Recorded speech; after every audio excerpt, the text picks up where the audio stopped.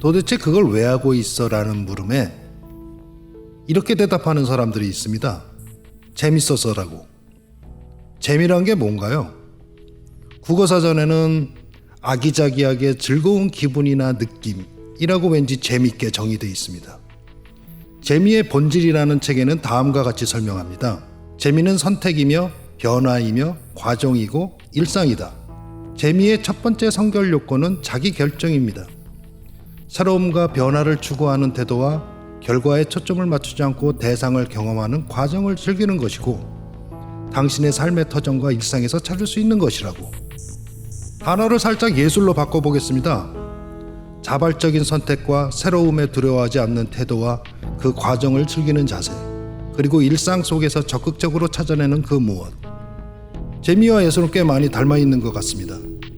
특히나 불친절한 현대예술을 접하실 때 예술가가 그랬듯이 여러분도 자기만의 재미를 찾아내 즐기면 어떨까요?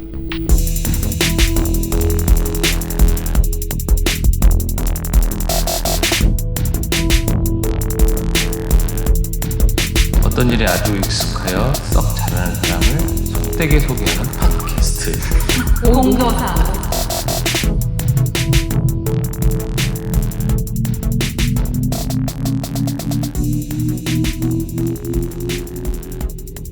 안녕하세요. 바른도사 진도사입니다. 안녕하세요. 수다도사 은도사입니다. 안녕하세요. 자칭도사 병도사입니다. 안녕하세요. 호사도사 호도사입니다. 호사도사는 뭐예요? 예, 안녕하세요. 오늘의 공도사 오재우입니다. 네, 예, 반갑습니다. 반갑습니다. 호사도사 뭐야? 오늘 특별히 저기 호사도사, 호도사님도 예. 같이 호사가들. 호사가들. 남의 말하길 좋아하고 그 호사. 일 벌리길 좋아하는 호사가에서 일 벌리길. 호사도사를 따왔습니다. 호사다마라고 하죠. 요새 아유, 마가 그렇죠. 계속 많아서 그러니까 올해는 시작하자마자 그냥 다마다마입니다. 다마다마. 구슬구슬해요 요즘. 호사가 없어. 호사가. 무사다마. 그래서 제가 호사다마? 그래서 제가 왔어요. 예, 반갑습니다. 호사도사도 오시고. 우리의 호사가 되주시길. 진정 그럴 수 있나? 예, 오재호 작가님 얼마 전에 두산 아트센터에서 뭐 하셨죠? 예, 저 보고 왔습니다. 네, 네. 저도 저도요. 봤어요. 네. 저만 한번만 다들 보셨네. 보셨구나. 저만 다 보셨네. 네. 전시 위주의 작품 활동을 계속 해온 걸로 알고 있는데 요번에 했던 거는 공연이라고. 제가 작업을 전시 위주로 하진 않았던 것 같고요. 최근에는 좀 다른 분야 작업들을 좀 많이 했던 것 같은데 완벽하게 이제 블랙박스에서 공연을 한 거는 거의 뭐 연출처럼 한 거는 거의 처음인 것 같아요. 근데 이제 두산 아트랩이라고 이제 뭐 젊은 작가를 지원하는 프로그램에 이제 참여하게 돼서 공연을 하게 됐고요. 저 혼자 뭐 연출한 건 아니고 제가 같이 작업해왔던 이희문 씨랑 또 퍼포먼스를 해오신 현준 씨랑 같이 이제 만들어간 작업이었고요. 셋이서 만들다 보니까 약간 분야가 다르잖아요. 서로. 네네. 분야가 다른 사람들이 모여서 하나의 공연을 만드는 그 과정 자체가 저한테는 굉장히 좀 즐거웠는데 그 세 명이 모여서 공연을 하나 만들게 됐습니다. 예. 그 공연이 어떤 공연이었나요? 공연은 사실 저희가 주제를 잡을 때 고민이 많았어요. 우리 세 명이 분야도 다르고 뭐 경험도 다르고 이러니까 우리가 셋이서 뭘 하자고는 했는데 뭘 할 수 있을까 이런 고민을 하다가 이제 일단 저는 얘기를 좀 들어보자 해서 얘기를 뭐 어떤 얘기하고 싶으세요? 뭐 이렇게 서로 물어봤어요. 근데 생각하는 것도 다르고 이제 시점도 다른데 뭐 공통적으로 이제 우리가 누구나 정말 낯선 사람을 만나도 할 수 있는 얘기가 돈 얘기잖아요. 낯선 사람 그냥 얘기하나요? 낯선 사람 만나도 돈 얘기하면 요새 다 힘들다. 통할 수 있어. 예. 아. 요즘에 뭐 힘들다면 돈 얘기죠. 맞아. 그럼 뭐 네. 작가들 모여서 맨날 돈 얘기하잖아요. 돈 없다는 얘기. 기금 얘기하는 게 돈 얘기고 뭐. 예. 그래서 어떻게 됐든 돈 얘기를 뭐 돈이 뭐 있다 없다 이런 얘기보다는 우리가 여태까지 해온 작업에 대해서 그것이 어떤 가치를 획득할 수 있는가에 대해서 좀 회의를 하는 사람도 있었고 또 어떤 이 예술 작품을 하는 거가 돈으로 환원되지 못하기 때문에 자기는 하고 있지만 자기 후배들이 이거를 하지 못하는 거에 고민하는 사람도 있었고 또는 저 같은 경우에는 그 전반에 깔려 있는 그 분위기들 우리가 예술을 대할 때 그것도 결국 돈으로 환산해서 생각을 하게 되는 이 시점에서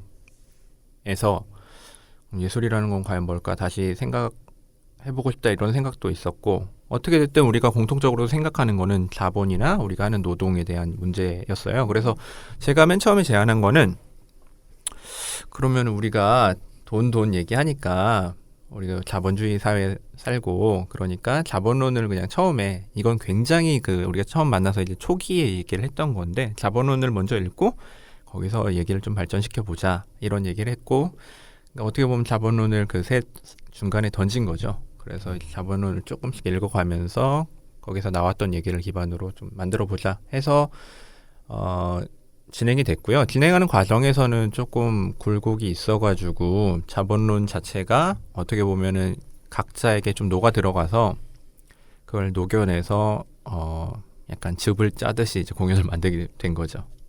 준비 기간이 꽤 길었을 것 같은데 얼마나 걸리셨어요? 처음에 만난 거는 2016년 1월 정도. 원래는 다른 공연을 이제 희문 씨랑 저랑 기획하고 있었는데 희문 씨가 하고 싶었던 공연에 현준 씨를 초대하려고 했다가 그 후에 이제 그 공연이 끝났을 때 그 공연에서 공연을 보러 왔던 현준 씨랑 다시 만나게 됐어요. 그래서 그 전에 했던 얘기를 좀 발전시켜 보자 얘기가 다시 나와서 그때부터 얘기를 하게 됐고 그게 한 작년 5월 정도 됐던 것 같아요. 그러니까 저희가 준비하는 기간은 한 8개월 정도를 이제 전체로 보면 그 정도가 됐고 실질적으로 이제 무대에 올라가는 거를 준비했던 건 한 바싹한 건 한 2달에서 한 달 정도 준비를 했던 것 같습니다. 뭐 이 책은 뭐 재밌나요? 자본론이요? 네. 뭐 자본론은 뭐 한두 번씩 다 읽어보잖아요. 네, 굉장히 재밌는 책이고 사실 제가 그 책을 제안했을 때도 사실 약간 저는 뭐 우리는 다 지금 사실 소련도 붕괴하고 신자유주의가 너무나 뭐 활개치는 시대에 살고 있기 때문에 우리가 약간 범인을 아는 상태에서 추리소설의 서장을 읽는 기분으로 자본론을 다시 읽어보자 이렇게 제안을 했거든요. 그러니까 왜 우리가 이렇게 세상을 보게 됐을까? 우리가 보는 시각을 어디서부터 유래한 걸까? 이렇게 생각을 하다 보니까 어떻게든 좀 그거 지금 결과를 모르는 척 마치 이걸 약간 지금을 망각한 채로 그걸 다시 읽다 보니까 저는 굉장히 좀 흥미로웠습니다. 네.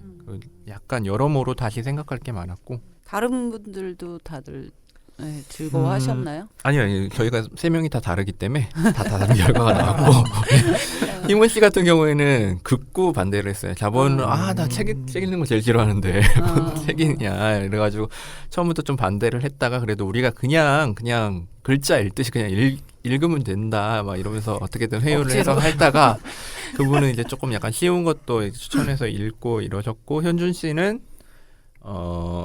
이 공연을 대하는 태도 자체가 조금 그거랑 연관이 있는데 덜 읽으셨어요. 어느 정도까지 자기가 읽을 수 있는 범위까지만 읽고 그 안에서 이제 뭐 해결한 부분이 있었고 뭐 그랬습니다. 그럼 다 읽으신 분은 오재호 작가밖에 없는 거 아니에요?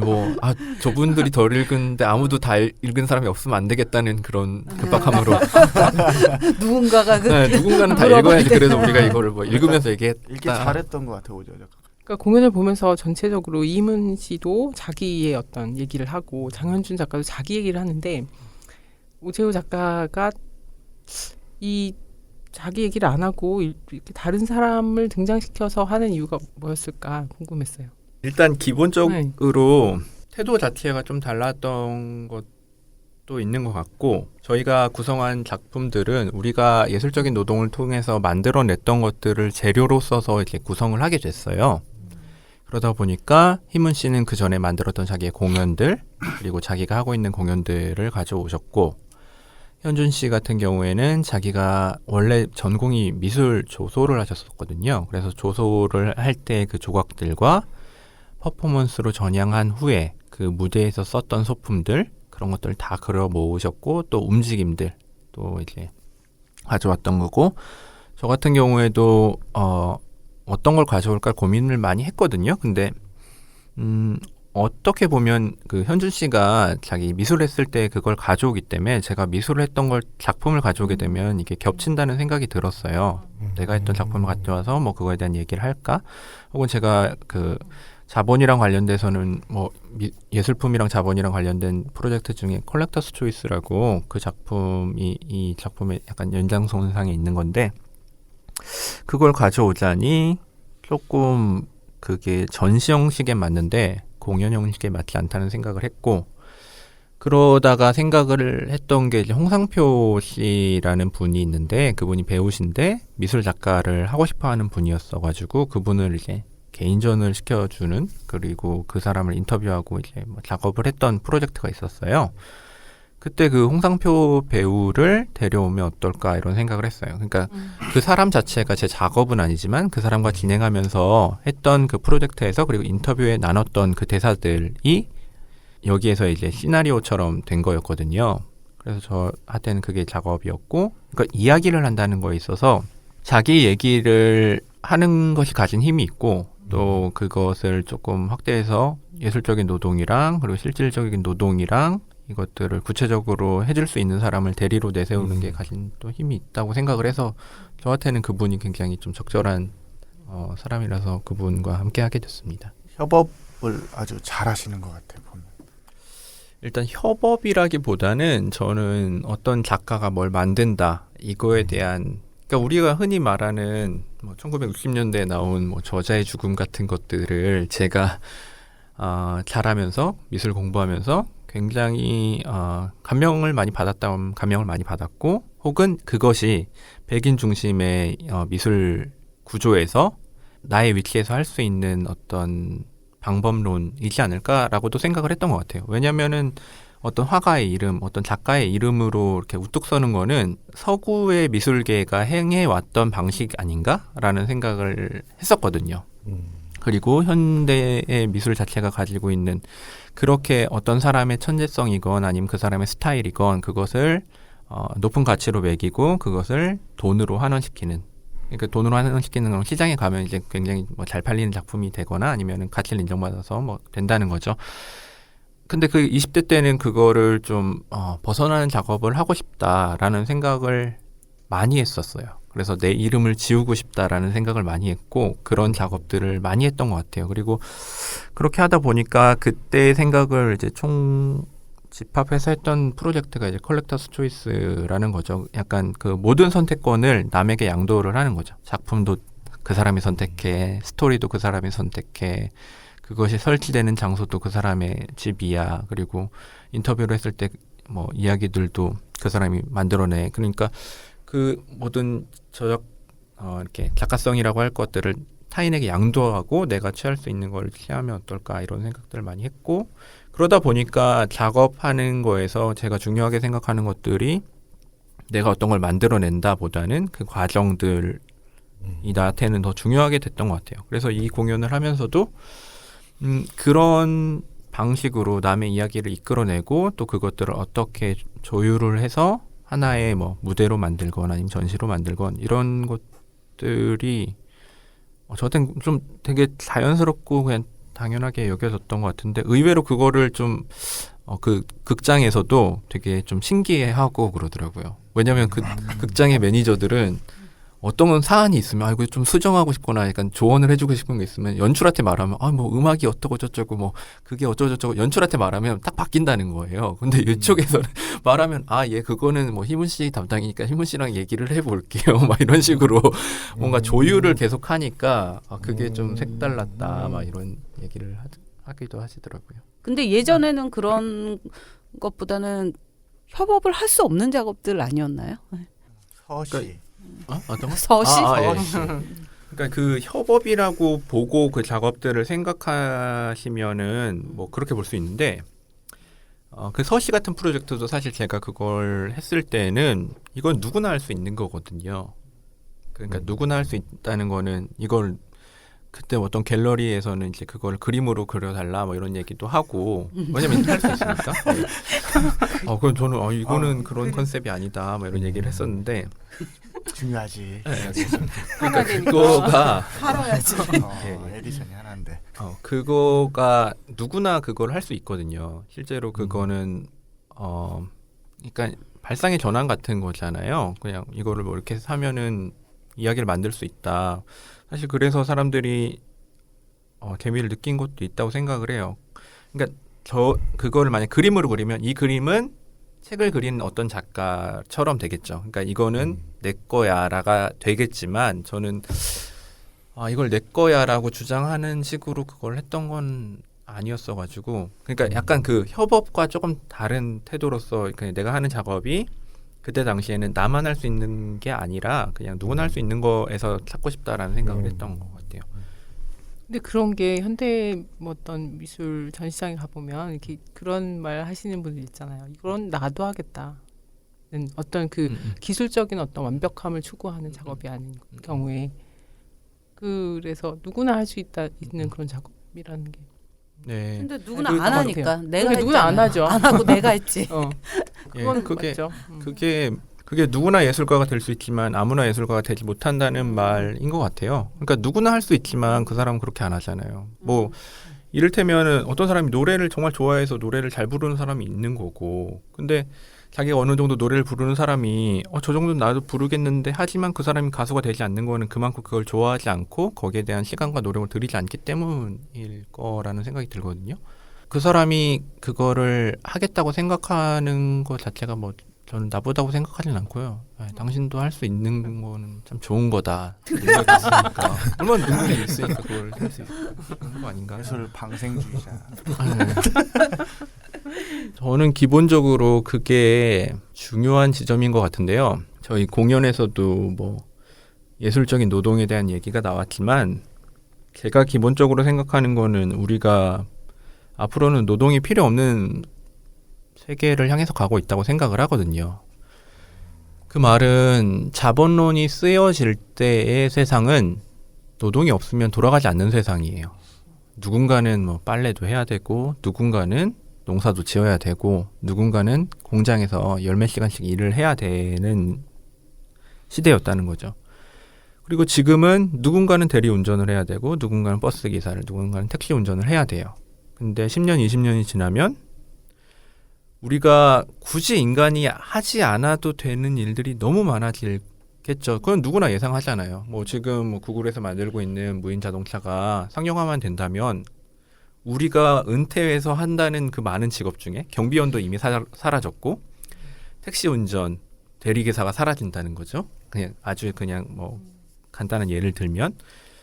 근데 그런 현상을 우리가 노동을 하고 싶어도 할 노동이 없어지는 세상이 오게 됐을 때 그러면 인간은 뭘 해야 되는가를 저는 생각하게 되거든요. 그러면은 인간은 예술적인 행위를 해야 되지 않을까? 이런 생각을 해요. 그러니까 누구나 예술을 해야 되는 거죠. 근데 그 예술이라는 게 물론 지금 일군의 예술가들이 있죠. 뭐 1%도 안 되는 사람들이 예술을 하고 있겠지만 그러면 우리가 삶과 노동 자체를 다시 봐야 되는 거 아닌가. 지금부터 그런 걸 준비해야 되는 거 아닌가 이런 생각이 돼요. 물론 요즘에 최근에 많이 이제 뭐 커뮤니티 아트며 뭐 주민들이 참여해서 하는 미술이며 뭐 예술이며 이런 것들이 많아지고 있죠. 그런 추세가 물론 있고 그런 것들도 거기에 도움이 되겠지만 삶 자체 그리고 사회 구조 자체가 우리가 노동이 없을 때 인간은 뭘 해야 되는가를 지금 고민해야 되는 시점 아닌가 이런 생각을 합니다. 근데 그러면 노동이 아닌 것은 예술이다라는 어떤 방정식이 머리에 떠올랐는데 거기에 대해서 약간 설명 부탁드립니다. 일단 노동이 아니면 예술이라기보다는 모든 것을 노동으로 생각하는 사회에 대해서 조금 다시 생각해 볼 필요가 있다는 생각을 저는 했어요. 이번 공연을 통해서 더 그렇게 했는데 우리가 예술가들이 많은 부분 최근에 들어서는 더 그렇고 우리가 하는 행위가 노동이다라고 주장하는 경우가 많아졌어요. 왜냐하면 우리가 하는 행위로 그리고 그 노동을 통해서 이윤을 창출해야 되고 그걸로 먹고 살고 싶어 하니까요. 그죠? 그러려면 그게 노동이 돼야 돼요. 내가 들인 노동력이 돈으로 환원이 돼야 되니까. 돈으로 환원되는 모든 것은 노동력이고 그것은 교환 가치를 갖는 거죠. 그게 너무나 당연하게 지금 생각되는 시대잖아요.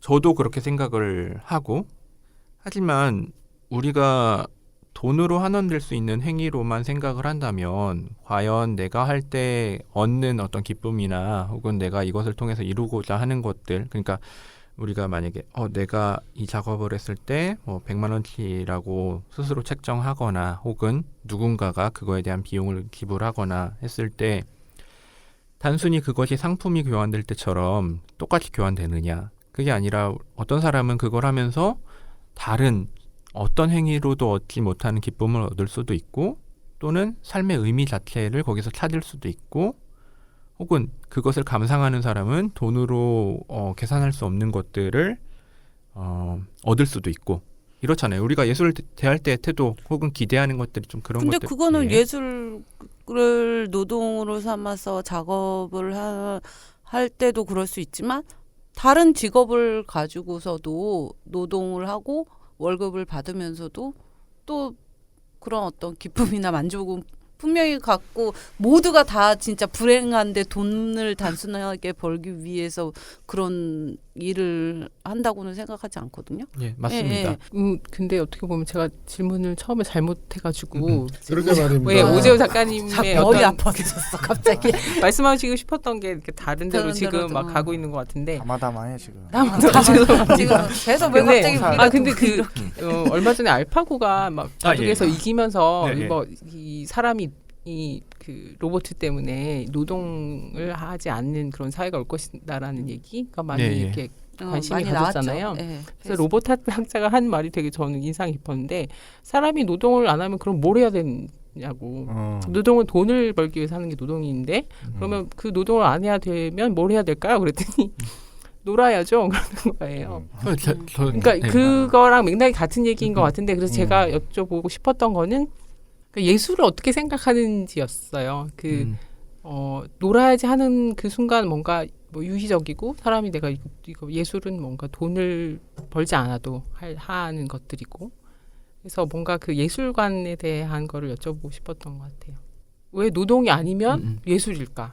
그 노동과 그럼 다른 예술 노동이 아니면 해야 되는 그 예술은 어떤 것일까? 오재호 작가에게 그런 걸 여쭤보고 질문을 싶어요. 다시 정리해 보면은 아까 로봇 학자가 한 말에서부터 시작해서 이제 인간은 노동을 하지 않아도 되는 시점이 오고 그때 인간이 해야 되는 그 예술이라는 건 뭐냐? 네, 예.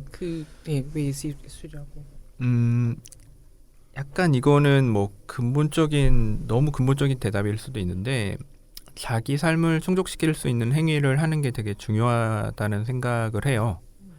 그러니까 뭔가를 그게 만드는 걸 수도 있고 혹은 게임일 수도 있고 혹은 그냥 뭐 달리기일 수도 있고 뭐가 될진 모르죠. 근데 지금 우리가 생각하는 예술과는 조금 다르지 않을까 이런 생각이 들어요. 뭔가 예술이라는 그 영역이 좀 더 확장되지 않을까요? 더 넓어질 것 같아. 더. 예술의 단어 정의가 안에 아예 달라지지 않을까요? 네, 그러면서 그 지금까지는 뭐 어떤 우리가 흔히 알고 있는 어떤 기본적인 뭐 공연, 연극, 뭐 그런 분야를 예술이라고 하지만 만약에 진짜 그런 시대가 온다면 예술은 정말 더 많은 그러니까 놀이에서부터 막 진짜 확장된 게임도 예술이 될 것 같고 막 모든 점점 21세기는 그럴 것 같아. 종교의 자리를 예술한테 내줄 거예요.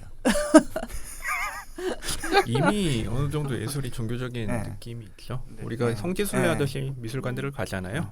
네. 아 좀 가벼운 질문하자 우리. 너무 아, 재미없다고. 그래. 우리 너무 그 자꾸 오재호 이렇게 작가 아직도 운전 금지죠? 예. 오재호 작가 보면 운전 좋아하시잖아. 근데 구글에서 빨리 개발해야 돼. 맞아. 해야 돼. 운전 좋아하시는. 근데 왜 그랬더라? 그때 난 그때 프랑스에서 그게 너무 웃겼어.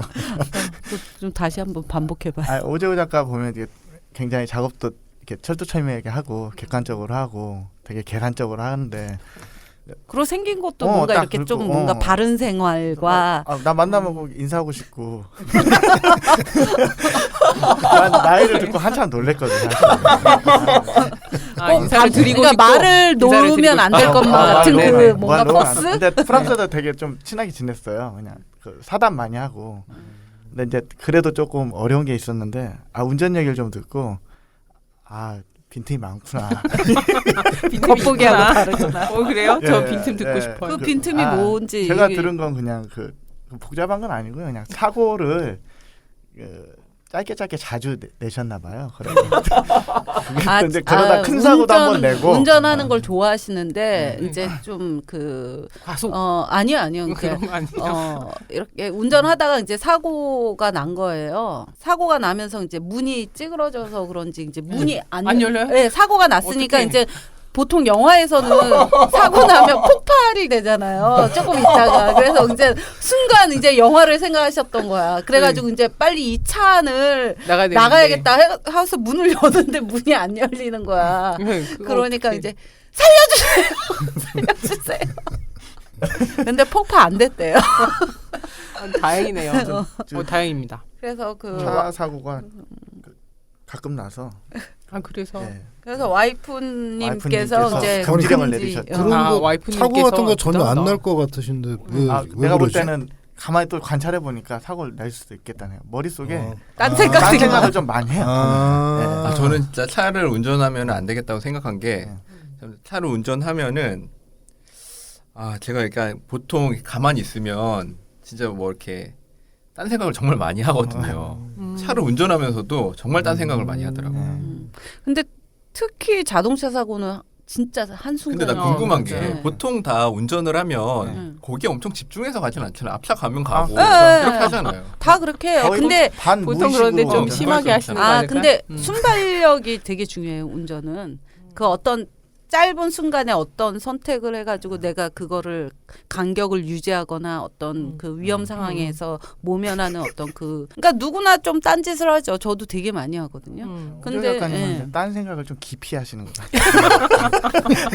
깊은 사람이라서 깊은 사람이라. 우리는 옅은 아니, 사람이라서 나도 운전하다가 자본론 생각하면 사고 낼 것 같아.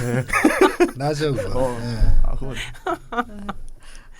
근데 저는 뭐 운전을 하는 걸 좋아하는데 그 옆에 있는 사람이 너무 걱정을 하니까 집에서 금지된 예술이죠. 오재호 작가. 완전 금지됐죠. 운전은. 너무 걱정을 하니까. 예. 그렇죠. 살고 봐야죠. 살아야 뭐 예술을 하든지 뭘 하든지 노동을 하든지. 근데 너무 대단하신 것 같다. 경찰청에서 하지 말라는 것도 아니고 옆에서. 와이프가 하지 말하면 하면 안 어우 됩니다. 그래. 그거 중요해요. 그게 제일 중요하지 않나요? 중요하죠. 가까이 있는 사람이 안 하는 네. 원하지 않는 걸 안 하는 게. 그럼. 저는 우리 집사람이 그렇게 예술을 하지 말라고 지금도 반대하는데 그래요? 돈 안 되는 거 하면은 사람 취급 안 합니다 우리 집에서. 호사도사 호도사. 호사도사, 호도사님도 뭐 전적이 있잖아요. 음주로 벌금 세금 많이 냈잖아. 정지당한 네. 취소당했나 참. 이번 정권에 제가 큰 공을 했었죠. 세금 많이 냈어요. 이 없는 형편에. 정유라 말값 안장값 안장에 뭐 안장 정도, 안장. 안장에 뭐 실밥값 끝 정도. 실밥 머리. 정도. 반성 깊했어요. 오재호 작가님 계속 바쁘게 지금 일정이 바쁘시잖아요. 항상 보시면 한번 뭘 보시면.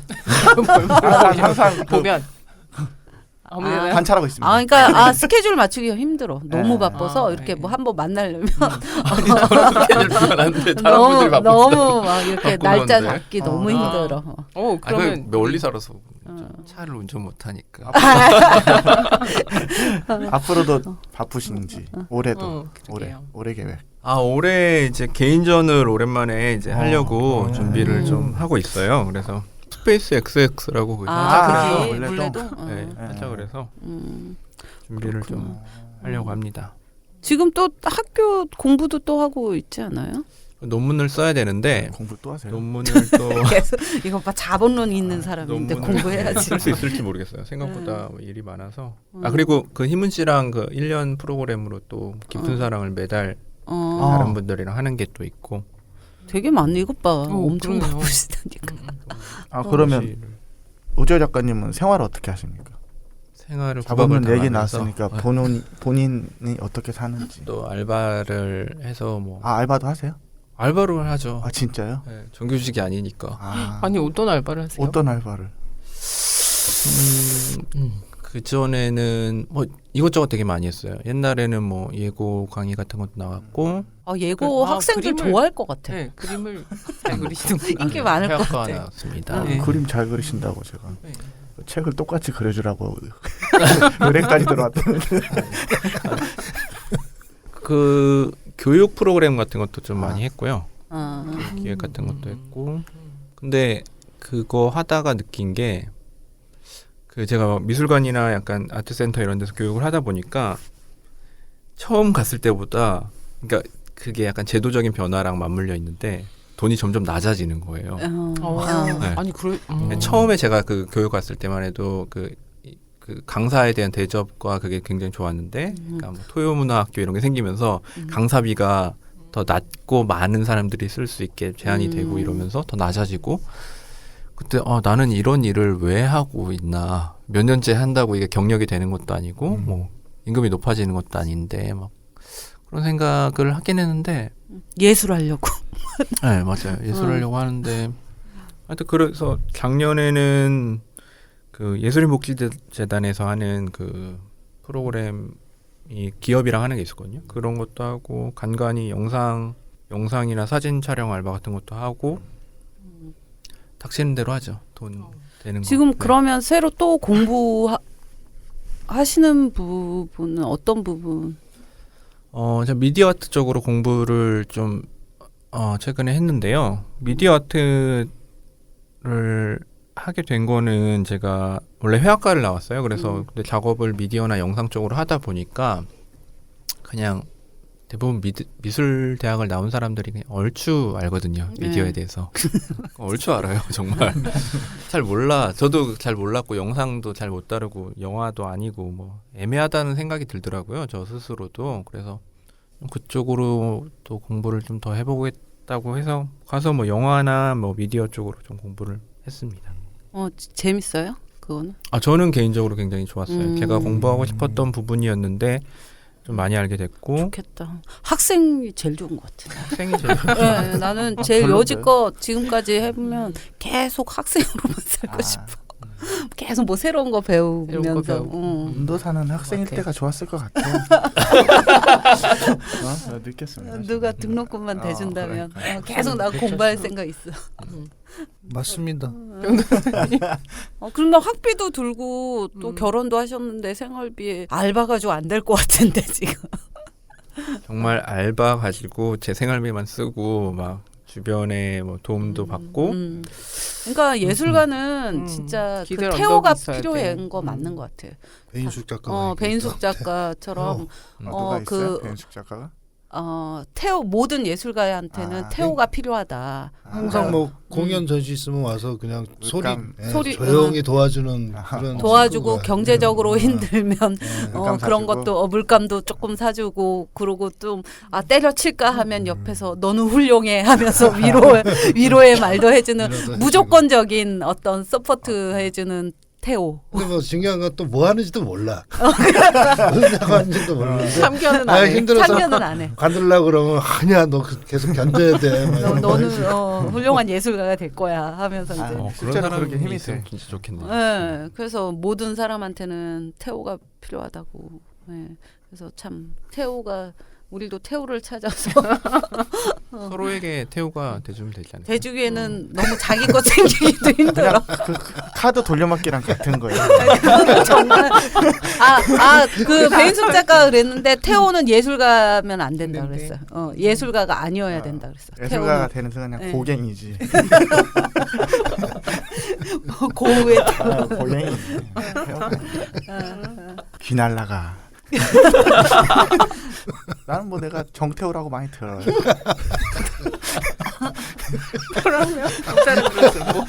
정태호 닮았다고. 그 개그맨 네. 있잖아요. 제 스스로 저를 돕습니다. 잘 안 될 때 넌 할 수 있어. 태호는 내 안에 있어. 내 안에 있어. 내 안에 있어. 경제적인 건 안 되잖아요 스스로는. 저요? 네. 그래서 보통 정카트라고 그러죠. 주워서 해요. 주워서. 아 진짜 얼마 전에 전시하셨잖아요. 예. 그거 다 주운 가보고 거예요. 싶었는데 못 갔어요. 아직 안 끝나지 않았어요? 그 아직 안 끝났어요? 연장. 저의 열화 같은 성원으로 연장했습니다. 벽사가 관객의 성원이 아니라 저의 성원으로. 아니 여기 제가 이거 예술의 종말에 관한 이야기 이거 좀 설명 좀 듣고 싶은데. 네. 아까 저희가 얘기한 거랑 뭐 비슷한 것 같아요. 저는 지금 그래도 종말이라 시대가, 그러니까. 예, 음. 많은 부분에서 진짜 종말을 겪고 있는 시대에 우리가 살고 있는 거 아닌가 이런 생각을 하거든요. 조금 얘기를 나눴던 거랑 좀 연장선상이 있는데 노동이 종말하고 사회가 변화하는 이 시점에서 막스가 얘기했던 프롤레타리아들이 단결한다든가 혁명이 일어난다든가 이런 것들은 완전히 불가능한 시대가 됐고, 그러면 결국에는 소수의 사람들은 굉장히 풍요롭게 살고 다수의 사람들은 굉장히 좀 힘들게 살 텐데, 근데 그 다수의 사람들 중에서도 한 뭐 반 이상은 어느 정도 살고 꽤 그냥 인간답게 살지만 뭐 한 30-40%는 굉장히 극빈하게 살 것 같아요. 지금도 사실 뭐 세대별로 혹은 이제 뭐 연령대별로 조금씩 체감하는 세상이 다르겠지만, 제가 느끼기에 미래를 상상한다면 이렇게 뭔가 밝은 미래를 그려보는 게 굉장히 힘들어요. 미래가 굉장히 우리가 잘 살게 될 거야, 아니면은 뭐 유토피아가 될 거야, 이거 굉장히 좀 힘들어요. 저희 그때 공에서 했던 전시에서도 그 뭐 우리가 그 원전도 방문하고 거기에 대한 뭐 리서치도 하고 이랬지만, 우리가 해결할 수 없는 문제들을 너무나 많이 안고 가고 그걸 해결할 태도를 보이는 사람도 얼마 없어요. 예, 그게 가장 큰 문제라고 생각을 하는데, 그거에 비해서 과학기술이라든지 아니면 사람들의 욕망 자체는 더 극단적인 상태의 인간으로 몰고 가는 게 많아지고 있다고 생각을 해요. 우리가 뭐 얼굴을 바꾸는 것부터 이제 몸을 바꾸는 걸로 뭐 점점 갈 테고, 그러다 보니까 유전자도 바꿀 테고, 그렇게 되면은 우리가 인간 혹은 하나의 개인이라고 생각했던 것들, 만약에 인간 복제가 지금은 안 되지만 뭐 언젠가 가능해지고 또 뭐 그렇게 된다면, 물론 이거 굉장히 뭐 디스토피아적인 상상이고 그냥 막연하고 훨씬 먼 일이 될 수도 있지만, 좀 더 가깝게는 우리가 맞이한 이런 재난들, 민주주의적인 재난이든 아니면 뭐 원전에 대한 거든 그런 것들이 우리가 지금 해결할 수 있나? 우리 지금 민주주의로 뽑은 사람을 대통령으로 내리는 것도 이렇게 힘든데, 권력을 가진 사람 혹은 이렇게 소수의 부를 이제 지닌 사람들에 대해서 사회가 어떻게 그걸 제재할 수 있는가라고 했을 때, 그게 지금 일어나는 일련의 사건들이 굉장히 좀 힘들구나라는 걸 다시 느끼게 해주잖아요. 근데 그게 제가 지금 우리 세대에 느낀 것과, 만약에 우리 이 사건이 해결되지 않는 걸 보고 자라는 세대들이 있다면 그 친구들은 이 사회의 정의라든지 이런 것들을 과연 기대할 수 있을까? 이런 생각을 하거든요. 그러니까 우리가 꼭 성공을 시켜야죠. 열심히. 혁명가요? 혁명가는 아니죠. 저희가 무슨 혁명가예요. 우리는 예술가라니까. 혁명가지 마. 그러네요. 근데 최소한 이제 그런 거는 판단력은 가지고 있어야 되는 거죠. 근데 그 대통령을 민주주의로 왜 그런 사람으로 뽑았을까? 어떤 분이 민주주의에 대해서 이런 말씀을 하시더라고요. 그거는 정치 체제이기 때문에 민주 정치라고 해야 되는데, 한국에서는 그걸 정치라고 맞아. 하면은 굉장히 좀 정치적인 느낌이 나고 사람들이 그걸 자각할 수 있기 때문에 주의로 뭐 많이 번역을 해서 일부러 그렇게 쓴다고. 왜냐면 민주 정치라고 하면은 정치를 개개인이 하는 거잖아요. 근데 그런 능동적인 느낌을 줄이는 걸로 이제 그걸 약간 이데올로기처럼 그냥 민주주의라고 근데 한다고. 최대한 많은 사람들이 관심을 갖고 참여를 하는 게 저는 그런 의미에서 선거 연령 낮추는 거는 좀 타당한 것 같네요. 그건 무조건 해야 되는 네. 거죠. 왜냐면 그 사람들이 사실 미래 주인공인데. 그렇죠. 지금도 사실 저는 뭐 민주당이 아까 뭐 진보 세력이라고 얘기했지만, 이런 얘기까지 해도 되나? 우리는 힘도 없는 사람들이라서. 예. 저는 진짜 아니잖아요. 저번 총선을 보면서 사실 저는 굉장한 절망감을 느꼈던 게, 제가 용산 쪽으로 맨날 지나가면은 거기에 새누리당 의원이었던 사람이 이번에 파란색으로 다시 재선된 분이 있거든요. 그리고 19대 때랑 비교했을 때 젊은 사람을 대변할 수 있는 젊은 정치인이 몇이나 됐고 외국인 이주자들의 자녀들을 대변할 사람들이 몇이나 됐냐라고 물으면 20대 국회는 오히려 더 나이 많고 더 재산 많은 사람들만 국회에 들어갔거든요. 네, 맞아요. 말도 안 네, 되죠. 경제 민주화를 하신다는 분의 주위에 있는 사람들은 다 경제적인 이권을 가진 사람들이고 모르겠어요. 저는 이걸 왜 진보라고 물론 생각하게 하는 사람도 문제가 있지만 그 사람들이 그걸 일종의 승리감마저 없으면 너무나 살기 힘드니까 그런 건가 이런 생각 들고 용어 정리들을 좀 해야 될 것 같아요. 용어 정리. 우리나라는 정말 그냥 합리적인 보수들이 이제 진보를 자처하고 있는 거죠. 네, 그렇죠. 그렇죠. 지금 네. 보수죠. 합리적인 보수. 그 사람들이 진보면은 네. 왜 진보는 그럼 아니죠. 한국 사람들이 기본적으로 가지고 있는 사고 자체가 굉장히 좀 보수적이기 때문에 여기서 진보라는 거는 모르겠어요. 그러니까 우리 사회가 그만큼 보수적이기 때문에 그 정도 포지션도 진보라고 하면 할 수는 있을지는 뭐 모르겠지만 거. 뭐 어떤 식으로 보면 뭐 허경영 정도는 돼야. 초진보. 그냥 진짜 뭐 초진보지. 신혼 부부에게 집 하는 채씩 주고 뭐 이 정도는 돼야 진보지. 네. 네. 자녀 계획 없으세요?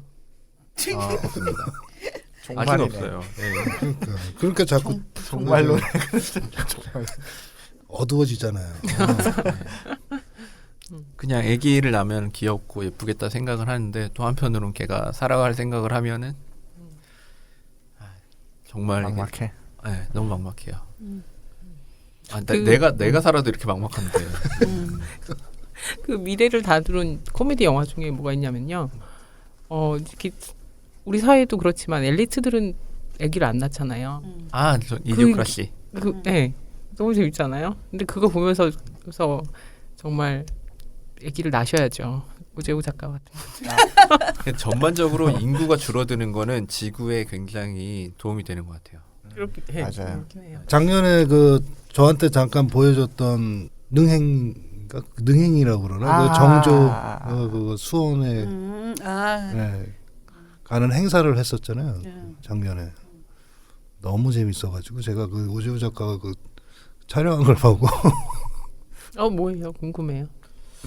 작년에 그 몇 월인지 정확히 생각이 안 나네요 지금. 근데 능행차라고 예전에 정조시대 때 수원 그 화성을 지어놓고 해경궁 홍씨를 모시고 이렇게 매번 사도세자가 이제 그 묻혀 있는 대로 갔던 그 행사가 있어요. 그거를 이제 서울시랑 수원시랑 그 인근의 도시 지자체에서 이제 같이 협업을 해서 그걸 재현했는데요.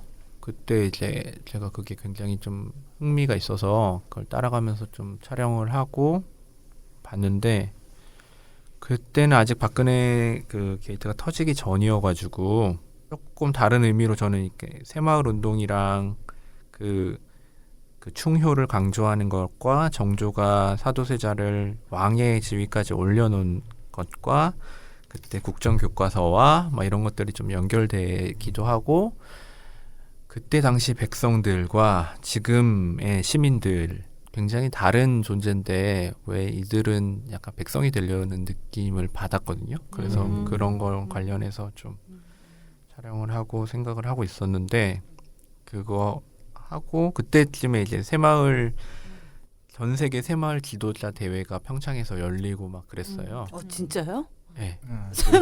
지도자. 한번 가봐 시간 나면.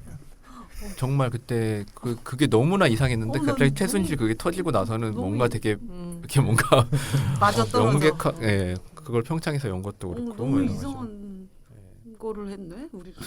주변에서 새마을 그런 깃발과 그런 거 요즘에 잘 못 보셨어요? 아니 저기 가서는 봤어요. 그 대구 옆에 청도라고 청도라고 새마을 유계실. 새마을의 본고장 해가지고 어느 날 갑자기 박근혜 대통령이 되면서 원래는 없었거든요. 그쪽에 지나가면서. 근데 지나가는데 대박만하게 막 그거를 자랑스럽게 막 그거를 너무 심하게 좀 해놨더라고요. 그래서 저거 뭐야? 난 갑자기 북한이 된 듯한 느낌을 받았거든요. 그걸 보면서. 그래서 왜 그런 거지? 엄청 대단하던데 거기. 어. 그 지역 이름도 나 바꾸는 줄 알았어요. 청도가 아니라 새마을로 바꾸려고 저러나 엄청난 그 광고물과 엄청 커요. 아니 그러니까 그 능행차 그 행사를 한 1박 2일인가 뭐 이틀 동안 하지 않았었나? 3일이었나? 뭐 되게 컸었거든요. 뭐 그런 거 예, 하나보다 서울에서 막 한 거는 되게 오랜만이기도 하고 원래는 수원에서는 매년 그걸 한대요. 고등학생들이랑 뭐 이렇게 다 문화 축제처럼 하는데 저한테는 뭐 그걸 처음 보기도 했고 좀 흥미롭기도 했고 정조와 사도세자의 관계가 좀 뭐 국정교과서의 문제랑 그냥 좀 맞물리기도 했고 그냥 저한테는 그 능행차를 따라가면서 주로 마주하는 게 충효에 대한 그런 거였어요. 충 막 이렇게 등불로 걸려 있고 효 걸려 있고 이런데 그런 것들이 뭐 제가 느끼기에는 이 나라에 충성하고 부모에 효도하는 것이 그때 당시 지금도 아직도 대통령이구나 그분이랑 좀 그러니까 우리가 지금 당면하고 있는 게 굉장히 예전 가치들과 지금 우리가 겪고 있는 것과 이렇게 충돌하는 지점에 살고 있잖아요.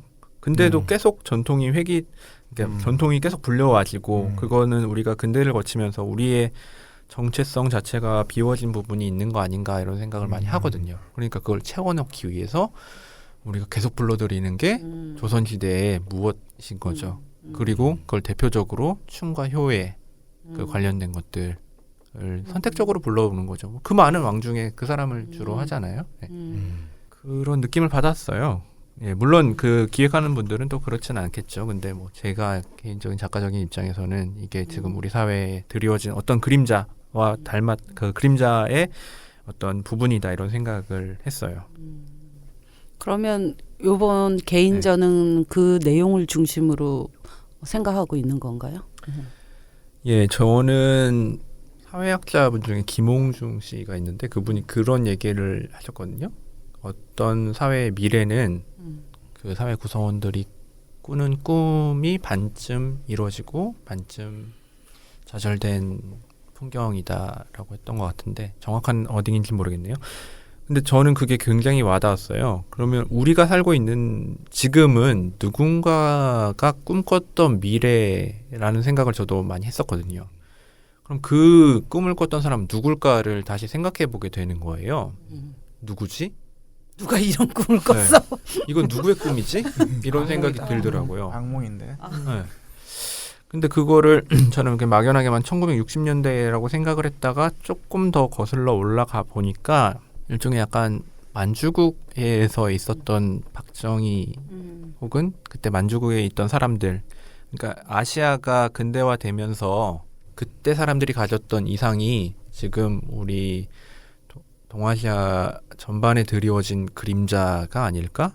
그 사람들의 꿈이 구현한 것이 이것이 아닐까? 그 꿈의 크기가 지금 우리가 그릴 수 있는 꿈의 크기보다 훨씬 크기 때문에 이렇게 계속 그림자처럼 드리워진 거 아닐까? 이런 생각을 하게 됐어요. 그래서 그거를 조금 추적해 볼까라는 생각을 하고 있어요. 그때 당시에 이제 그 사람들이 그렸던 근대성이라든지 아니면 지금 보니까 거의 뭐 학문적으로 접근을 막 하고 계신 것 같아요. 네. 생각이 많으니까 네. 알겠습니다. 근데 뭐 생각이 그림은 안 그리세요? 그림이요? 네. 그림 궁금했어요. 그림이- 왜 그러냐면 네. 그 전시를 이제 계속 하시는데 네. 거의 뭐 사회 시스템, 사회제도나 미술 쪽, 미술 안쪽 시스템에서 하는 그런 제도에 대해서 깊이 생각하는 전시들을 많이 하는데 그림으로만 하는 전시를 한번 생각해 본 적이 없는지 언제 붓을 놓으셨는지 아니 이거 전에 네. 그림 그리실 땐 주로 어떤 작업하셨어요? 학교 다닐 때 그림은 제가 옛날에 베이컨이랑 렘브란트랑 뭐 이런 사람들 좋아해서 아, 좋네요.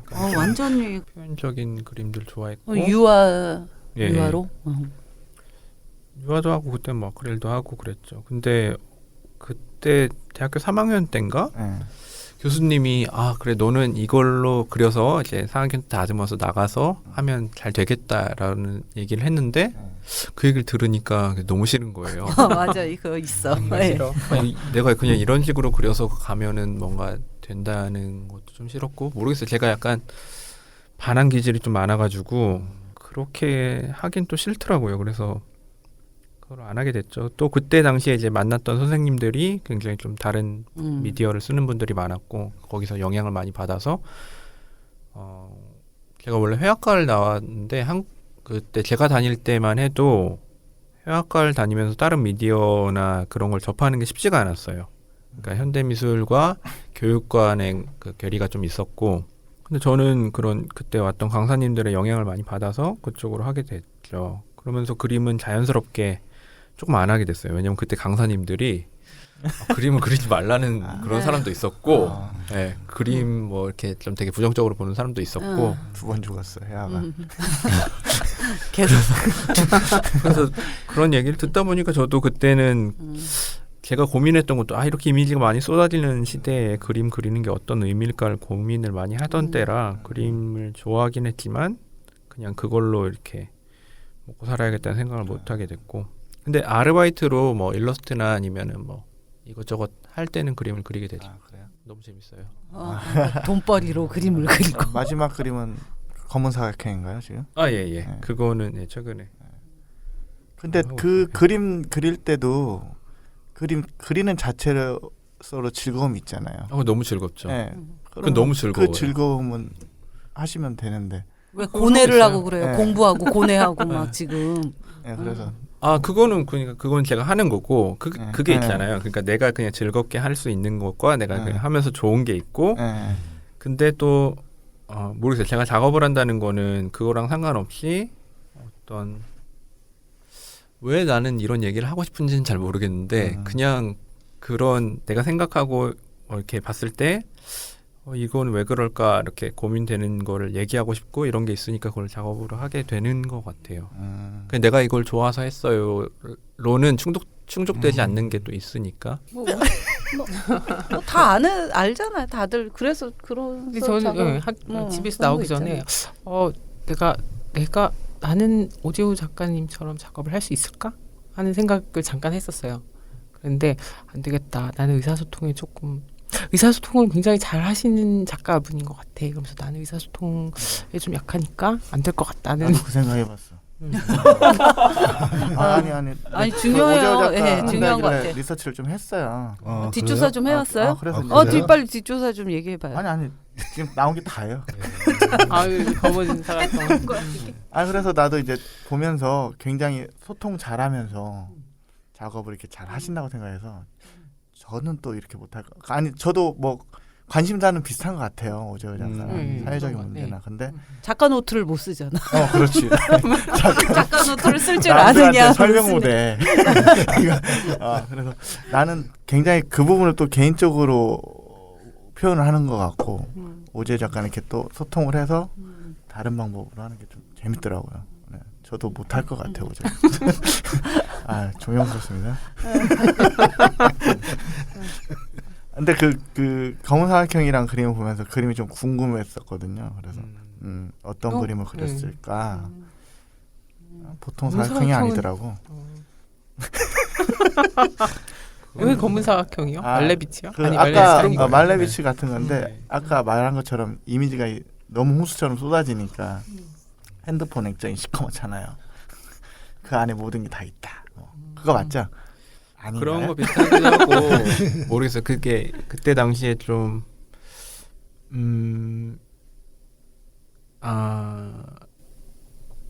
이런 거는 참 말로 하기가 참 그런데 세월호 이후에 참 이렇게 그때 영상이랑 비디오 같은 것들 그때 그 친구들이 남긴 비디오나 영상들을 되게 많이 보게 됐었거든요. 모르겠어요. 제가 어떤 예술 작품을 보거나 물론 예술 작품이 무조건 쇼킹하거나 더 충격적이거나 이런 건 아니겠지만 그 사람들이 그 고등학생들이 남긴 그 이미지들이 아무튼 저한테는 너무나 좀 셌고 또 아까 말씀드렸듯이 제가 이미지를 만든다고 하거나 이럴 때에 뭘 할 수 있을까 뭐 그런 고민을 되게 많이 했어요. 그리고 그래서 사실 그림이나 이런 것들을 좀 많이 안 그리게 된 것도 있었고 또 하여튼 뭐 여러 가지로 제가 박근혜 대통령이 되고 나서 이렇게 뭐 민주주의나 아니면 사회에 대해서 가지고 있던 그 뭐랄까 내가 기대했던 것들이 막 무너지기도 했고 뭐 여러 가지로 그런데 되게 힘든 시기였는데 어떻게든 뭐 삶은 살아내는 거니까 그냥 그걸 하게 된 거는 일종의 저한테는 약간 제의적인 그런 게 있어요. 그래서 304개의 사각형에 좀 이름을 붙여주자라고 생각을 해서 정말 그거는 뭐 이게 어떤 이미지고 막 이런 걸 떠나서 그냥 약간 수행적인 그냥 작업이라서 뭐 그거가 어떻다 딱 그렇게 뭐 얘기가 좀 그렇고 그냥 혼자 그냥 하는 그런 그런 말 그대로 수행인 것 같아요. 그러면서 뭔가 조금 이런 식으로 위로를 나한테 위로하는 건지 누구한테 위로하는 건지 누군가를 위해서 위로를 그런 내가 너무 무거운 사람이 된 것 같아요. 무거운 사람이네요. 아유, 알고 그러니까. 봤더니 얘기하니까 하다 보니까 인사를 할 수밖에 이 무서운 사람이에요. 그러니까 자꾸 뭘 할 수밖에 없어. 인사를 할 수밖에 없고 인사를 고개가 할 수밖에 숙여져. 운전 얘기해야지 뭐 또. 그 이문 씨 역으로는 또 지속적으로 계속 작업 이렇게 같이 하실 거죠. 뭐라 그러나 잘 맞네. 잘 맞는 것 같아요. 그두 안 어울릴 것 같은데 잘 어. 맞아. 신기해. 웬만한 사람이랑은 잘 맞출 수 있다고 생각하는 편인데 또 그 사람이 저를 못 견디면은 좀 힘든데 희문 씨가 굉장히 잘 견디면 견뎌주고 있구나. 잘 견뎌주고 또 되게 좀 다른데 또 비슷한 점도 있고 그러니까 추구하는 거가 좀 비슷한 것도 있고 또 그분이 하려는 거가 제가 좀 흥미를 가지는 부분이 있고 그분이 필요로 하는 부분을 제가 할 수 있는 부분도 있고 또 그걸 통해서 제가 하고 싶은 것도 있고 이런 게 좀 잘 맞아서 같이 하게 되는 것 같아요. 근데 그 깊은 사람 그거 보면 오재우 작가랑 외에도 또 다른 분들도 같이 참여를 해서 그거를 공연을 했었잖아요. 근데 어쨌든 무대에 서 있는 분은 이희문 씨고 관객들은 그냥 그 주변의 작가들이 같이 협업으로 작업이 됐다라는 그런 느낌보다는 그냥 희문 씨의 공연을 도와준 사람이다라는 생각으로 거의 볼 것 같은데 저는 저 안 드러나는 게 좋아요. 어. 네. 그냥 모르겠어요. 그걸 하면서도 일단 희문 씨 얘기를 하게 되는 과정에서 뭐 희문 씨가 생각했던 것들을 저랑 얘기하면서 이렇게 만들어가는 과정 자체도 뭐 전 즐겁고 그러면 네. 과정을 즐기는 거 확실한 것 같아요. 예, 그래서 저번에 희문 씨 오셔가지고 같이 이야기 나눠봤지만 어쨌든 그런 어떤 과정을 오재우 작가랑 함께 하면서 희문 씨도 스스로에게 질문을 자꾸 하게 되고 그러면서 이제 자기가 왜 이런 공연을 하고 이런 거를 할까에 대한 것들을 스스로 답을 찾아냈다고 들었거든요. 그래서 그러니까 보통 작가들은 어떤 자기 좀 드러내고 아이덴티티를 싶잖아. 그러니까 아이덴티티를 이렇게 만들어 나가는데 그거를 아이덴티티를 계속 이렇게 바꾸면서 작업하시는 게 그걸 계속 생각하셔야 되잖아요. 작업마다. 다중인격인. 다중인격. 다중인격인. 그리고 약간 좀 그때 프랑스에서 전시할 때도 그랬지만 저는 되게 우연히 만나는 거에 대한 그 삶이라는 게 계획하고 그 이성적으로 갈 수도 있지만 내가 의도한 대로만 가진 않고 되게 우연적으로 만나는 것들이 오히려 나를 이루는 게 더 많지 않나 이런 생각을 저는 하고 있어가지고. 근데 그게 맞지만 그렇게 실제 그렇게 하기 힘들잖아요. 전시 며칠 앞두고. 저는 뭐 일단 그 플랜이 있죠. 아예 플랜이 없는 건 아니고 뭐 공연을 계획할 때도 그렇고 그냥 전체적인 플랜에 내가 생각한 것들을 이렇게 툭툭 놓는 거죠. 바타클랑 혹은 뭐 거기 파리 그 테러 났던 거 혹은 보르도에 있었던 거 그리고 보르도에 있던 그 작가 혹은 뭐 거기 뭐 어떤 것들을 리서치를 하거나 이렇게 하면은 근데 내가 막상 거기를 찾아갔을 때 비껴나가는 것도 있고 내가 예상치 못한 게 들어왔는데 내가 생각했던 거랑 또 맞닿는 부분이 있는 것도 있고 그런 것들을 연결해 나가는 거죠. 희문 씨랑 작업에서도 마찬가지고. 예. 나랑 비슷하네. 비슷해요. 서로 나랑 얘기를 많이 해야 돼. 뼈대도 있고 이렇게 나머지 리서치에서 벌려놓고 네, 좀 나머지 저기 조합하는 식이거든. 오재우 작가랑 얘기를 좀 많이 해서 저 희문 씨보다 잘 맞춰드릴게요. 스타일이랑 취향은 좀 다른 것 같은데 네. 뭔가 그 관심을 갖는 출발점 같은 건 좀 비슷한 게 있는 것 같아요. 그런 거 같네. 끌어모으는 맞아요. 지점들이 표현 비슷한 것 같아. 방법은 다른데 그리고 취향도 확실히 다른 것 같아요. 두 분이. 저도 예. 저는 고기 좋아하는데. 제가 되게 매력을 느끼는 부분 중에 하나가 뭐냐면은 굉장히 일상적인 것들 전시장이나 공연장 안에 그냥 가지고 들어오시더라고요. 항상 보면은 그냥 늘상 보는 거니까 그거에 대해서 어떤 가치나 어떤 의미를 부여하지 않았었는데 그걸 이렇게 딱 갖고 와서 보여줬을 때 그게 예술가잖아. 그렇죠. 그런 게 예술이죠. 이제 뭐 앞으로 이제 시대 더 나아갈수록 이제 예술의 이제 영역은 점점점 넓어질 거기 때문에 이제 웬만해선 다 예술이죠. 저는 지금 말씀해주신 거가 저한테는 되게 중요한 거였거든요. 그때 뭐 옛날에 작업할 때도 막 엄청 특별한 걸 하고 특별한 것들을 갖다 놓고 막 이상한 것들을 갖다 놓고 이런 것보다는 내가 항상 봐왔는데 남들은 못 보고 나만 봤던 것들을 남들도 보면 재밌겠다 이런 생각을 했었던 것 같고 지금 다시 그렇게 말씀을 들으니까 지금 생각이 나는데 예, 저는 그게 중요한 것 같아요. 그리고 제가 삶을 살면서 어릴 때는 나도 좀 특이하게 살고 싶다 이런 생각을 했던 적도 있었던 것 같아요. 그때 이제 막 미대에 막 들어가고 이러면은 다들 특이한 사람들이 많이 있잖아요. 근데 어느 순간 너무 특이한 게 싫어지더라고요. 그러니까 그게 가진 뭐랄까 나한테는 안 맞는 옷 같은 게 있어가지고 옷 특이한데 지금 펭귄 특이해요. 나는 그러니까 내가 가진 특이함이라는 거는 그냥 그렇게 노력하거나 그런 게 아니라 그냥 내가 생각하는 대로 사는 게 낫겠다고 생각을 해서 옛날 얘기하다 보니까 아까 네이버 보니까 25세 때 사진이더라고요. 예. 네. 맥가이버. 그렇게 옛날도 아니지 않아요? 그럼 25세. 10년 8년 전인가요? 아유 되게 9년 9년 될까요? 아직 10년 전도 아니네. 아니 10년 전이 10년 전 10년 전. 25살이면 10년 전이지. 그래요? 이거구나. 나이를 잘못 알고 계신 거 아니에요? 젊게 봤는데. 이제는 젊은 나이는 그럼 작년이랑 본 거랑 또 다르네. 저희 그럼 끝인가요? 오사오사. 우리도 이제 공식적 질문으로 하자. 오재우학의 차량이란? 뭐야? 자동차랑 이제 그 공에서 하는 뭐 이렇게 공식적인 질문 있잖아. 오재우에게 예술이란 뭐 그런 것처럼 그런 거 하나씩 만들자. 네, 다음에 해요. 오늘 오신 호사도사님이 정리를 해주시죠. 제가? 네. 삼각구도.